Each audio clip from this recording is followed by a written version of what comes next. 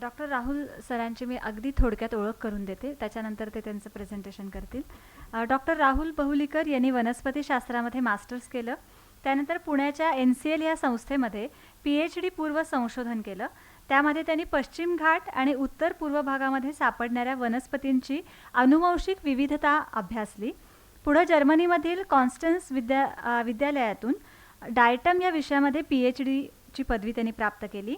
या एकपेशीय शैवाळाची प्रजातीय विविधता आणि त्यांचे वर्गीकरण केले. पुढे त्यांनी जर्मनी आणि अमेरिका इथं पोस्ट डॉक्टरेटसाठी नत्र स्थिरीकरण करणारे जीवाणू ह्यावर पण काम केलं आहे. सध्या डॉक्टर राहुल हे बायफ संस्थेमध्ये शास्त्रज्ञ या पदावर असून जैवतंत्रज्ञान व ऊती संवर्धन या विषयांमध्ये काम करत आहेत. बायफमध्ये त्यांनी लसूण घास मोह यांची अनुवांशिक विविधताही अभ्यासली आहे. त्याचबरोबर त्यांनी डॉक्टर मोनाली यांच्याबरोबर कोरोनाच्या उगमासंबंधी संशोधन केलं आहे. मी डॉक्टर राहुल यांना विनंती करते की त्याने त्यांचं प्रेझेंटेशन करावं. थँक्यू.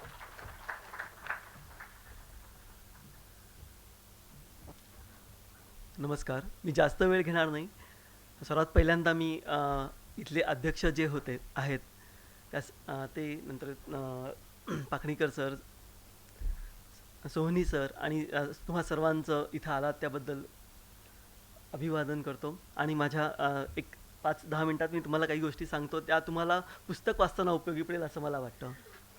आता करोना व्हायरस म्हटलं की आपल्याला एकच आत्ता जे होऊन गेलं ते सगळं समोर दिसायला लागतं.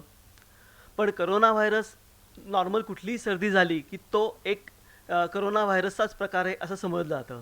आणि आपला जो आत्ता येऊन गेलेला तो बीटा करोना व्हायरस याच्यामध्ये येतो. आणि त्याची ही म्हणजे त्याच्यामध्ये पण वेगळे ग्रुप्स आहेत. त्यामध्ये मग आपला जो आहे तो बीटा करोना व्हायरसमध्ये येतो. ही आत्ताची विकिपीडियावर असलेली माहिती. एक व्हायरसचे तुम्हाला कण दिसलेत आणि याच्यामध्ये एक विशेष आहे की सिव्हिअर ॲक्यूट रेस्पिरेटरी. आपण याचे आत्तापर्यंत सगळे जे ज्या लक्षणं वगैरे या सगळ्या गोष्टींचं आपण बघितलेत. आणि ते बाकीच्या सर्दीपेक्षाही जास्त हा लंग्समध्ये जाऊन जास्तीत जास्त लोकांना त्रास सहन करावा लागला. त्याच्यामुळे आपल्याला खूप मोठ्या लेवलवरती प्रॉब्लेम सहन करायला लागले. याची ही एक जनरल टाईमलाईन आहे. याच्यामध्ये पहिल्यांदा आपण डिसेंबरमध्ये सगळं ऐकायला सुरुवात केली होती की तो आला आहे वगैरे, असा एक व्हायरस असावा. नंतर जानेवारीमध्ये त्याचा जिनोम बाहेर आला आणि आपण जिनोम बाहेर आला. त्यानंतर मग त्याच्या संशोधन चालू झालं आणि आपण चीनमध्ये वेगळ्या ठिकाणी तो कसा आहे वगैरे या गोष्टीबद्दल नुसतीच माहिती घेत होतो. आपल्या इथे तो मार्चमध्ये आला.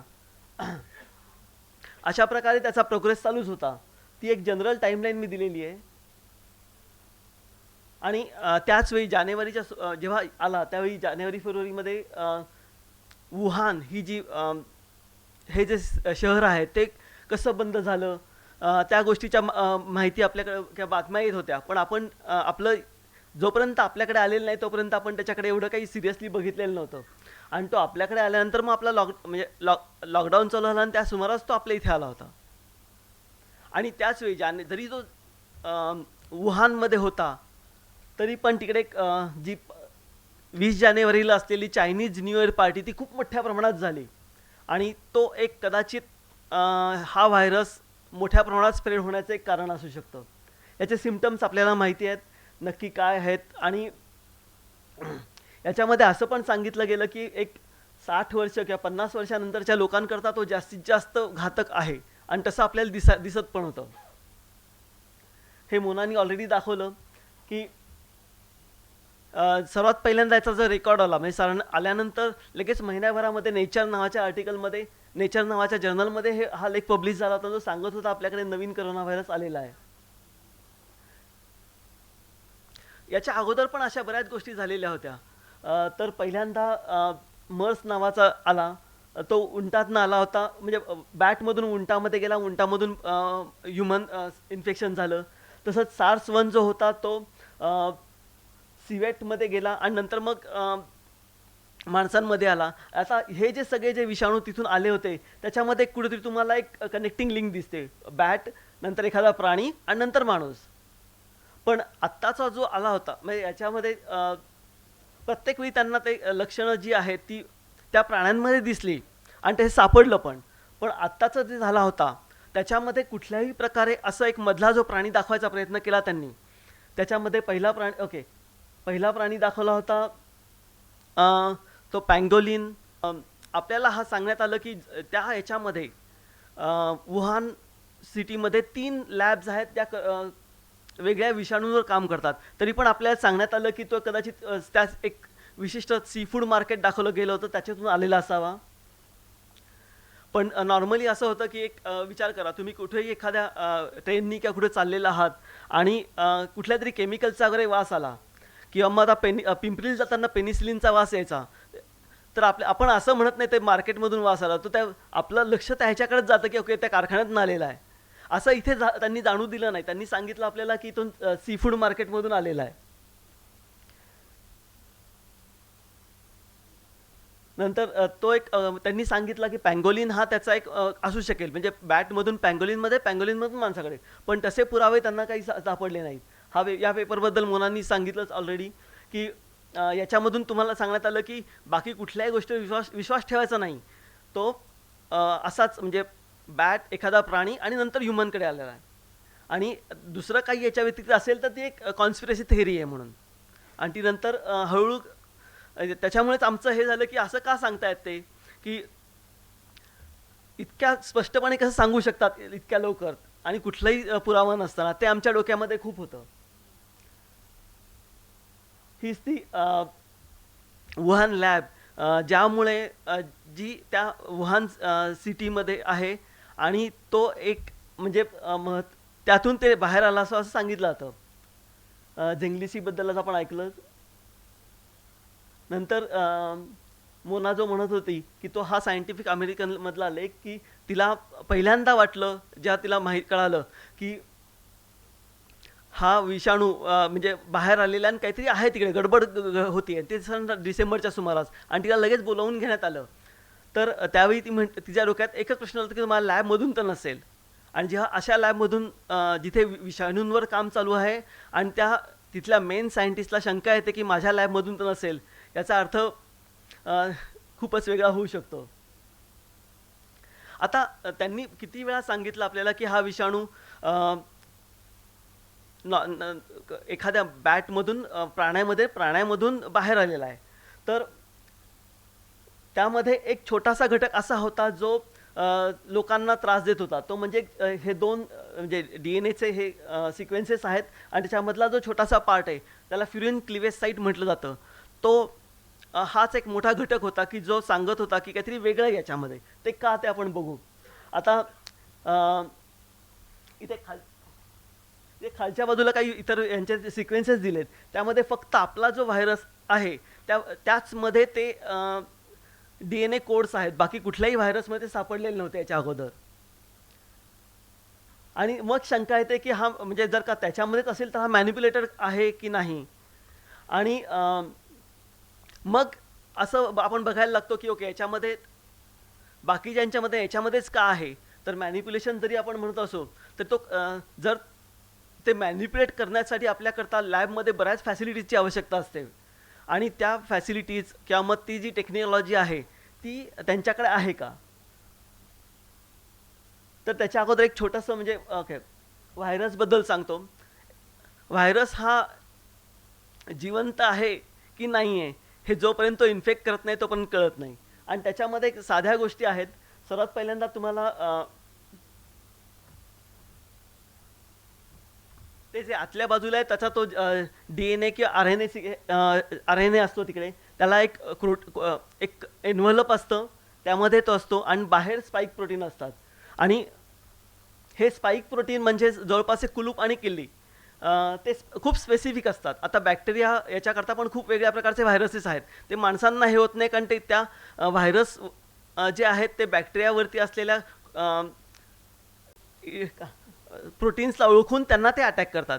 तसंच याच्यामध्ये पण आहे. आणि तिकडे पलीकडचे जी आहे त्याच्यामध्ये ती जर का ती कुलूप आणि किल्ली हे दोन्ही व्यवस्थित जुळलं तर मग तो व्हायरस आपल्यातला DNA किंवा RNA त्या बॅक्टेरिया असेल तर बॅक्टेरियामध्ये किंवा माणसांच्या सेल्समध्ये पाठवतो आणि मग स्वतःचं मल्टिप्लिकेशन चालू करतो. आता फ्युरिन क्लिवेज साईटला एवढं का महत्त्वाचं, तर खाली तुम्हाला दोन माणसांच्या हे दाखवलेत. तर पहिल्या ह्याच्यामध्ये जर फ्युरिन क्लिवेज साईट नसेल तर फक्त तो विशिष्ट भागांनाच इन्फेक्ट करतो आणि फक्त ती फ्युरिन क्लिवेज साईट आल्यानंतर तो अक्षरशः कुठल्याही भागात माणसाला जाऊन अटॅक करू शकतो, एवढी त्याची कॅपॅसिटी वाढलेली असते. नंतर आता हे सगळं झालं जनरल विषाणूबद्दल. तर मोनानी हा पेपर दाखवला, याच्यामध्ये सरळ तुम्हाला आपल्याला कळलं की त्यांच्याकडे ही एक कॅपॅसिटी होती की ते दोन व्हायरसेस याचा एक भाग दुसरा एक भाग असे घेऊन ते पुढे त्याचा एक कायमेरिक व्हायरस किंवा मग एक हायब्रिड व्हायरस तयार करू शकत होते, एवढी त्यांची कॅपॅसिटी होती. नंतर याच्यात मी जास्त जात नाही. आता याचे अजून दोन मी वेगवेगळे हे सांगतो की ज्या प्रकारे व्हायरसला मॉडिफाय करता येऊ शकतं. एकामध्ये तुम्ही ते प्राण्यांना इन्फेक्ट करायचे, परत आयसोलेट करायचे, परत इन्फेक्ट करायचे आणि याच्यामध्ये मग हळूहळू त्या प्राण्याला इन्फेक्ट करायची त्या व्हायरसची कॅपॅसिटी वाढत जाते. तसं त्यांनी एक आहे. आणि याच्यामध्ये त्यांनी जे उंदीर वापरले होते ते त्यांचे लंग जे होते ते त्याच्यामध्ये मानवी काही जीन्स होते, त्यामुळे ते जेव्हा त्याला इन्फेक्ट होत गेले त्याप्रमाणे मग त्याची ती कॅपॅसिटी वाढू शकते आणि तसे व्हायरस निर्माण होऊ शकतात. दुसरा भाग म्हणजे सेल लाईन्स जे असतात त्या सेल लाईनला ते इन्फेक्ट करतात आणि पुढे हळूहळू जसं जसं ते तुम्ही बऱ्याच वेळा म्हणजे आत्ता थोडासा पार्ट इन्फेक्ट झाला, नंतर परत जास्त अजून इन्फेक्ट होत जातो, अशा प्रकारे त्याची कॅपॅसिटी वाढवली जाते. आणि तिसरा भाग म्हणजे पूर्ण संकरित म्हणजे पूर्ण सिंथेसाइज करायचा आणि मग तो एकत्र करायचा. मग याच्याकरता काही टेक्नॉलॉजी वापरली जाते. तर जिनोम जो आहे किंवा आपण एखादा दोरा वगैरे म्हणतो तो कापून परत जोडण्याकरता पहिल्यांदा तुम्हाला कात्र्या लागतात, नंतर जोडण्याकरता काहीतरी लागतं. तर तसं DNA ला तसं करण्याकरता तुमच्याकडे एक वितंचक किंवा एन्झाईम्स म्हणतात. आणि तशा प्रकारे जेव्हा एखादं शिंपी एखादं कापड घेतो आणि ते विशिष्ट प्रकारे कापलेलं असतं आणि विशिष्ट प्रकारे शिवलं जातं आणि त्याच्याप्रमाणे आपण ओळखू शकतो की खरंच म्हणजे त्या विशिष्ट प्रकारच्या शिवणीवर आपण ओळखू शकतो की हे किती चांगल्या प्रकारे केलेलं आहे. तर तशाच याच्या DNA मधल्या ज्या कात्र्या आहेत त्या कात्र्या एका विशिष्ट पोझिशनला असणं म्हणजे दर 2-3 हजार बेसेस नंतर असणं हे देखील एक लक्षण आहे की ज्याच्यावरून आपण ओळखू शकतो की हे खरंच बाहेरून आहे का म्हणजे ते तयार केलेलं आहे की नाही. तर जर का तुम्ही नॉर्मल व्हायरस घेतला जो निसर्गामध्ये त्याच्यामध्ये तुम्हाला या कात्र्यांची म्हणजे ज्या ज्या ठिकाणी पोझिशन्स आहेत जिथं स्पेसिफिक कापू शकतात ते तुम्हाला विस्कळीत दिसेल म्हणजे एका ठिकाणी नसेल. पण जेव्हा जर तुम्हाला तो तयार करायचा सिंथेसाइज करायचा तर त्या कात्र्या विशिष्ट डिस्टन्सवर असायला लागतात. त्या प्रकारे कात्र्या दिसल्या. आता या तीन वेगळ्या ह्याच्यावर ह्या तिन्ही यांची कॅपॅसिटी त्या लॅबमध्ये आहे. त्यामुळे तो त्यांनी कुठल्या प्रकारे केला असं ते जरी आपल्याला कळलं नसेल पण एक अंदाज येऊ शकतो की तो असू शकतो लॅबमधून लीक. आता मोनानी ऑलरेडी सांगितलं की ऑलरेडी झेंगलीशीनी सांगितलेलं आहे की नवीन व्हायरस आम्ही नवीन काहीतरी म्हणजे नवीन संशोधन चालू आहे. तर तो पण एक धोका असू शकतो कारण त्यांनी ज्या लेव्हलला ज्या लॅब्समध्ये ते करतायत किंवा मग सारखे त्यांचे वेगळे असे प्रयोग चालू असतील तर तो परत धोका होऊ शकतो. आणि हे सगळं कशा करता तर पहिली गोष्ट अशी की आपल्याला परत लॉकडाऊन किंवा मग कुठल्याही प्रकारचा व्हायरस नको आहे. दुसरी गोष्ट आपण या म्हणजे आता ऑलरेडी डायबिटीस आहे किंवा असे वेगळ्या डिसीज किंवा मग वेगळ्या गोष्टी चालू आहेत त्याचा धोका आपल्याला आहे. त्याच्या व्यतिरिक्त अजून आणखी नवीन धोका नको आणि जो न दिसणाऱ्या अशा व्हायरसचा असेल तर खूपच नको. म्हणजे ऑलरेडी आपण अनुभव घेतला, पुन्हा आपल्याला तो अनुभव नको आहे. त्याकरता आपण काय करू शकतो आत्तापर्यंत जे सगळं काम चालू आहे ते भारताबाहेर किंवा अमेरिकेत किंवा मोठ्या मोठ्या यांच्यामध्ये चालू आहे. ते त्यांना सांगतायत की हे काम बंद कसं करा म्हणजे बंद करण्याबद्दल वगैरे सांगतायत. पण आपल्याकडे अजून कुठल्याही प्रकारची अशी जाणीव नाही आहे. आपण सगळं करोनाचं विश्व ते संपून पुन्हा नॉर्मल याला चाललो आहे पण हे धोके अजूनही संपलेले नाही आहेत. तर हे धोके पुन्हा आपल्याला नको असतील तर आपण काय करू शकतो पहिली गोष्ट याच्याबद्दल जास्ती माहिती करून घेऊ शकतो. नंतर मग ते गव्हर्नमेंट एजन्सीवर सांगू शकतो की आम्हाला अशा प्रकारची कामं करणाऱ्या संस्था आमच्या इथे नको आहेत वगैरे. अशा प्रकारे सगळं एक सुरुवात झाल्याशिवाय आपल्याला ह्या धोक्यांपासून दूर राहता येणार नाही.